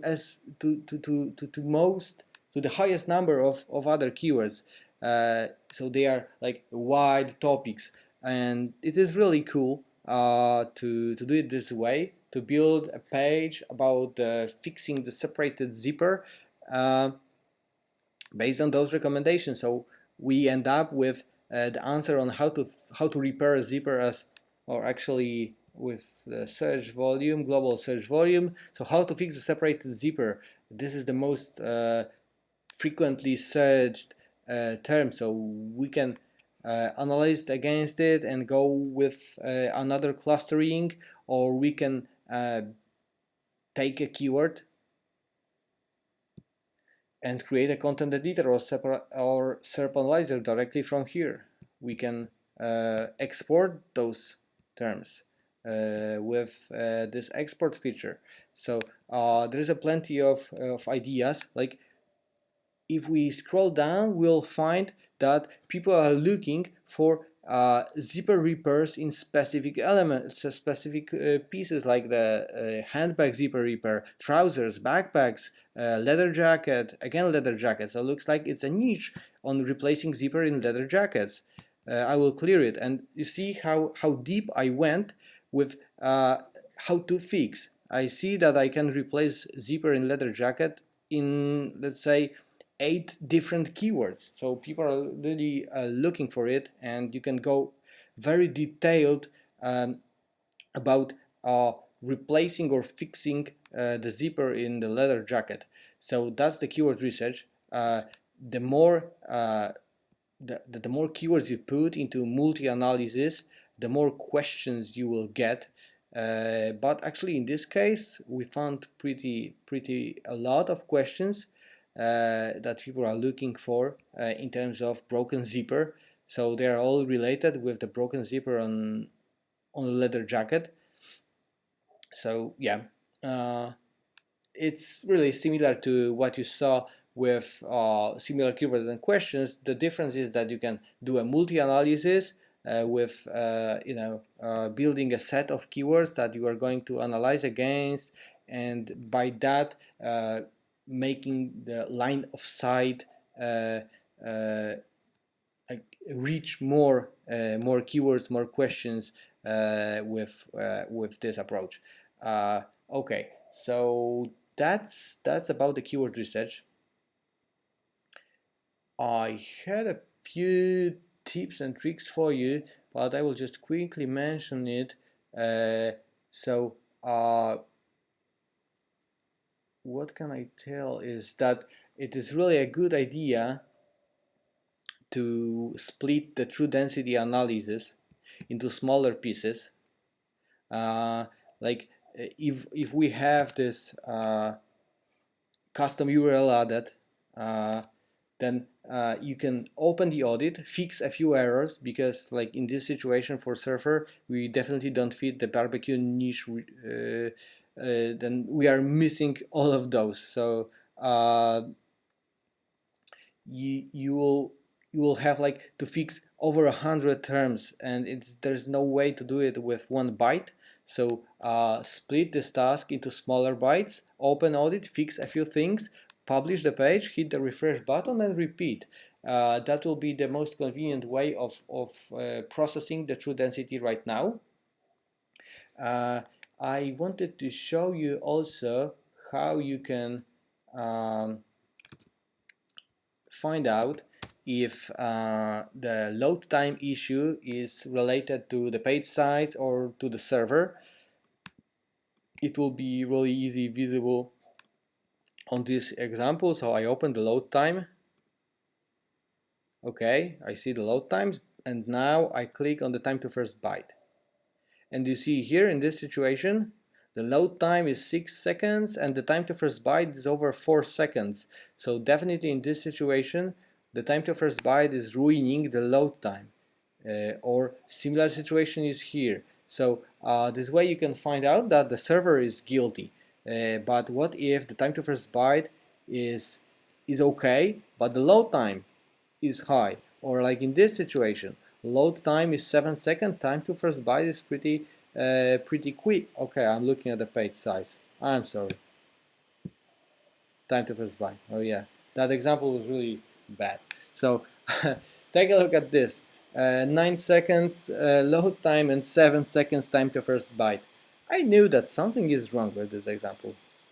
So you see here, we just found out that the 9 seconds of the load time is strongly related with the poor server. While I will put the page size again, and I will see that like this situation, I just put it the opposite. So the page is 5 megabytes and loads 4 seconds, so definitely it affects it's really slow load time, or in this situation it's the same. So this way you can find out if your problem or whoever problem is with the server or with the too big page. All right. I think we're pretty much done with it. We can move to Q&A. Actually, I have it open somewhere. Okay, got the questions.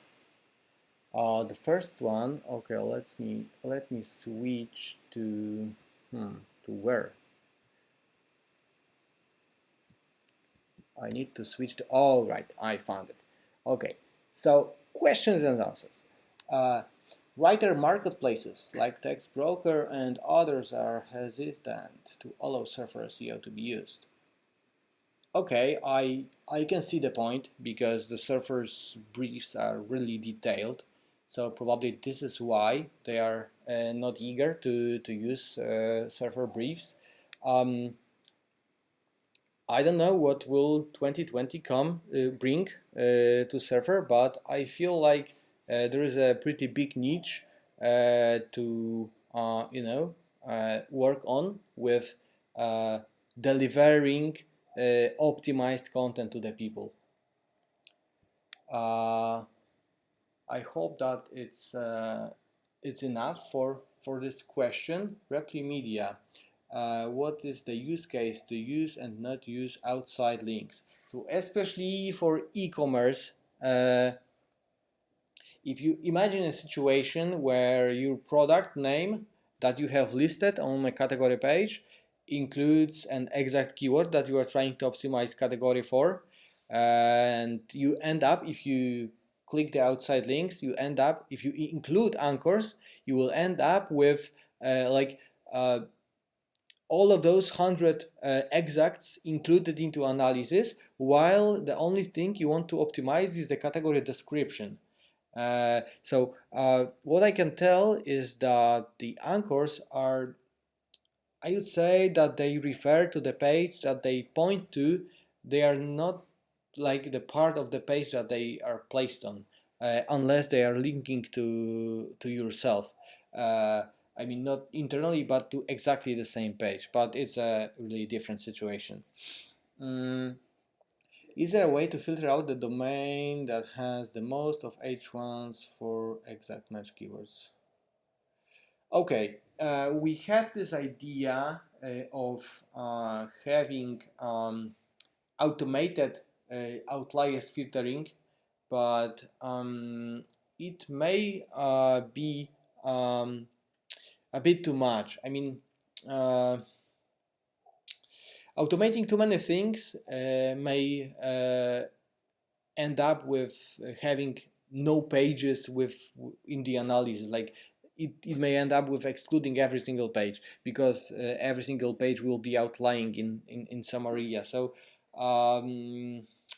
automated, maybe not because of the most H1s for exact match. I would say that they can be filtered by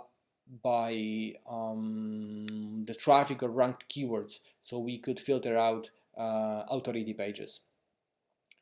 Okay, do you adjust in this correlation calculations? So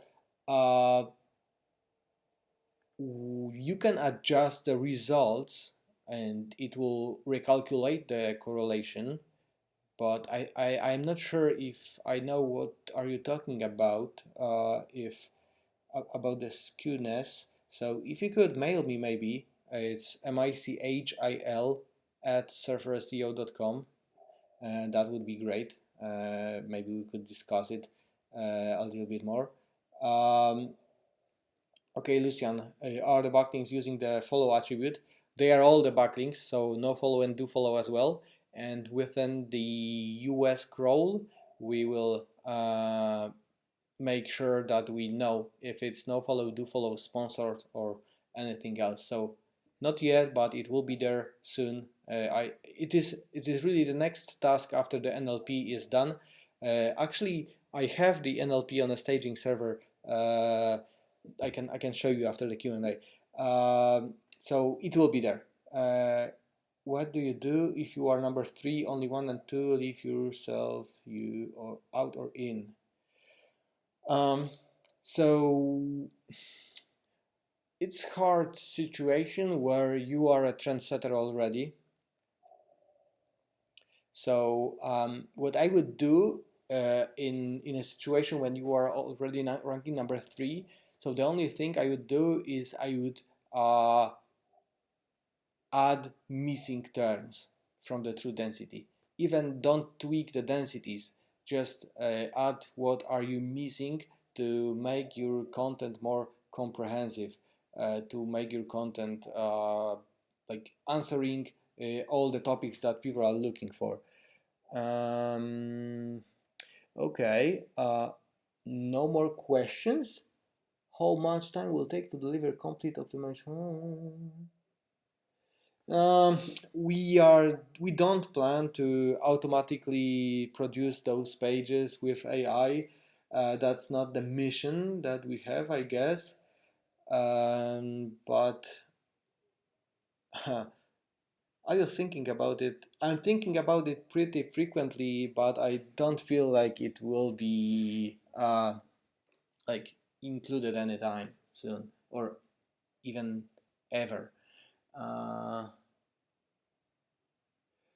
this is good question from water damage restoration. Um, Actually, huh? It's a good question. I mean, if you are ranking a blog post, then definitely including in the analysis a homepage is not a good idea. But if the homepage is the article type of content, then I would include him. So I would check the page and see if it fits as as it is with the content or not. So it's the matter of analyzing it manually to finding if it fits or not. Let me, in the meantime, maybe there will be some more questions, but I can open the staging server to show you the NLP in the true density. Haha, barbecue ribs, will it work or should I run a new query? That's the question, that's the question. Audit. Now I have to run new query. But I like ribs, so I will stick to barbecue ribs.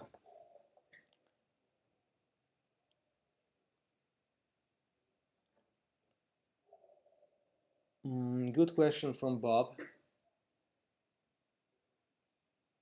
So you'll find there if they rank together, but we are not crawling the whole website to tell you that you are optimized for this query with 2 landing pages. So it is not available, though we are thinking of it in like so-called the plan for the domain, action plan for the domain, that will tell you that you have cannibalization, that will tell you what kind of pages you are missing to fill the content gap for a website as a like for the whole website. So yeah, now it's not there. Sentiment is based on the IBM Watson, but the entities are based on the Google NLP API because entities from IBM Watson are crap, while sentiment from Google is not that good at finding the negative sentiment. All right, the analysis is ready. Lucian, is it there or not? Maybe I'll have to refresh.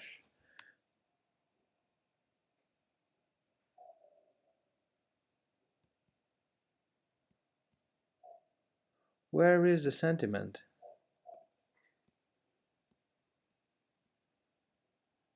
No, it's not deployed yet.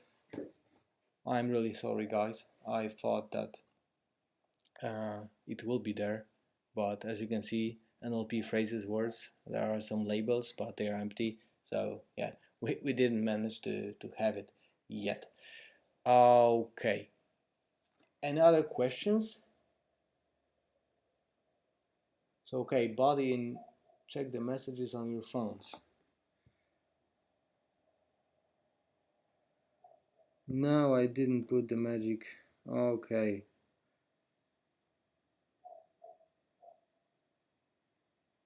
I don't get it. I don't get it. I don't get it. Really, Lucian, I don't get it.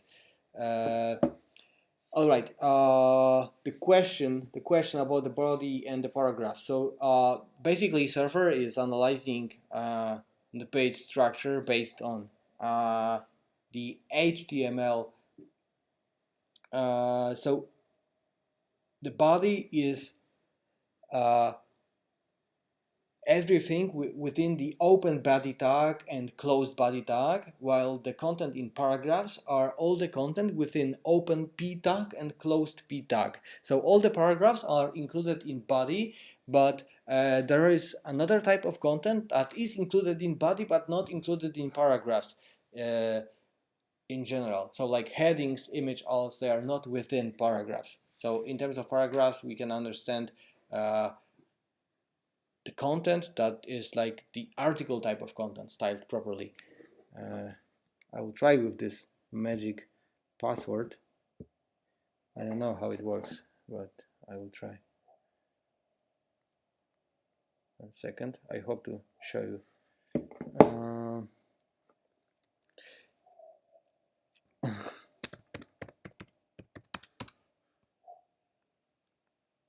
I don't know if I did it right, but something is reloading.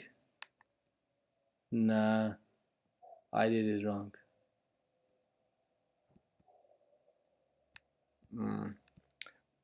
Okay, I'm sorry guys. I don't know how to activate. New analysis. Oh god, barbecue ribs bring me down. Okay, there's a question that would be very useful to have a list of internal links with anchor text for every page. It's so important today. Is it planned? This is a good idea. It requires what we got. Do we? I don't think we have such analysis.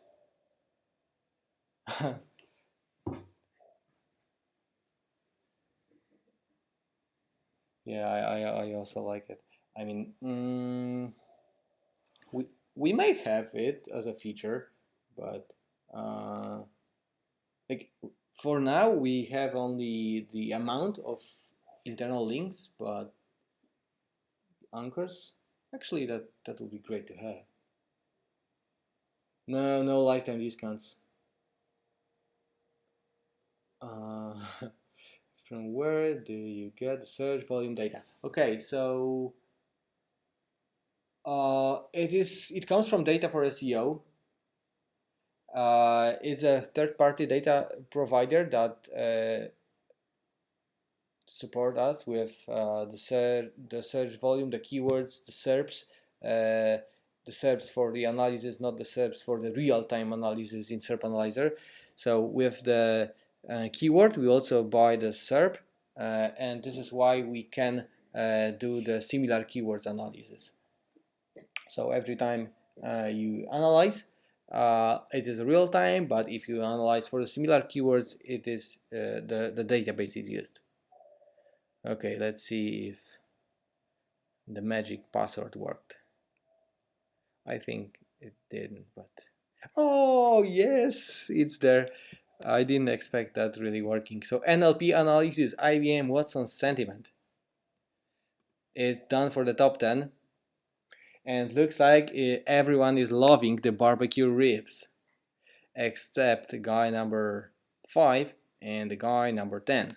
They're less positive about the ribs. If I were writing this article, it will be like 1.0, it will be on the top, but still they are very positive about the barbecue ribs. But let's take a look at the entities in the true density to find out if they are work in progress sentiment. How cool is that? Okay, NLP praises barbecue sauce, brown sugar, baby back ribs. I really like them. Pork ribs. Okay, it's probably about the tablespoon.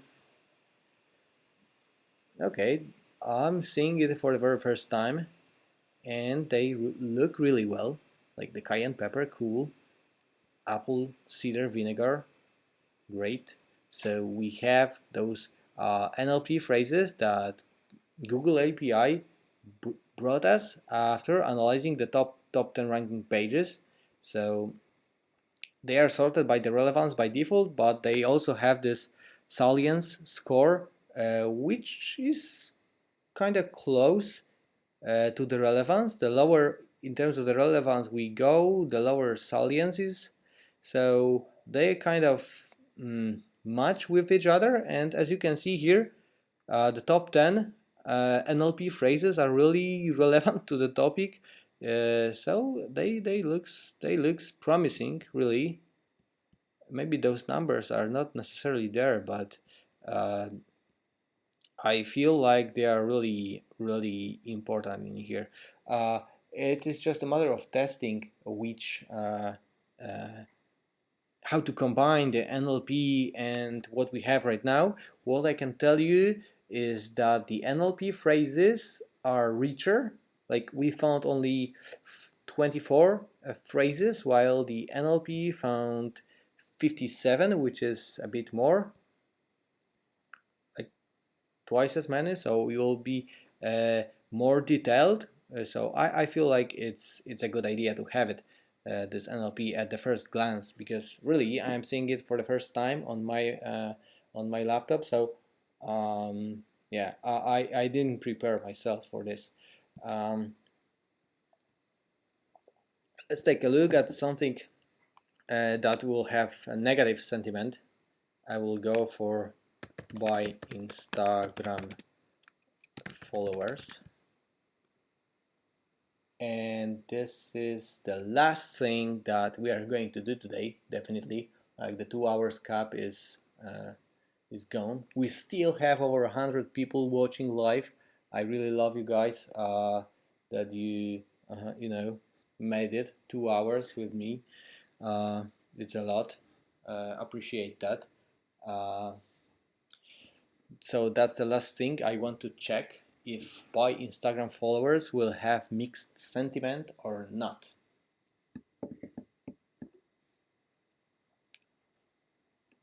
Thanks Alexander, thanks Camille, thanks Christoph, thanks Eric, thank you guys, thanks Luri. If you haven't already, perhaps you could mention about the keyword sporty I've mentioned. Oh yeah. So actually it's more tricky than I thought, because the recommendations in content editor might differ a little bit, but it is because of the logic that is not implemented the true density. It will be all covered like in the nearest future. But guys, since you are with me for 2 hours, I really encourage you to subscribe to the channel, really, and hit the bell icon. Yeah, I really appreciate if you do. That would be great. I could mention it in the beginning. Okay, let's see how the sentiment looks like. I'm really waiting for it. Ta-da! There is a mixed sentiment. So, but it's different than so. Rad Palushak showed us the sentiment analysis for this keyword, and it was like 50-50, I guess, in terms of positive and negative articles in the top 10 for buy Instagram followers. And right now we have one really negative uh, article about buying followers on Instagram, but the most of the articles are positive. Maybe this one and this one is less positive, but still it is all about the services of selling Instagram links. And back then it was more about preventing buying those followers. It was like informational intent to tell people like, hey, you shouldn't buy the Instagram followers, while now Google puts 7 pages that are saying positively about buying Instagram followers, which is a big change, I guess. Thank you, Joe. Thank you, guys. Really, I appreciate that. And with this insight about NLP analysis and IBM Watson sentiment, I wanted to thank you for your attention. Still over 100 people with me, so thanks again. It was great, 2 hours or even more. Have a great rest of the day and see you soon on another episodes of server webinars. Hope that they will be a bit shorter. So have a great day and talk soon.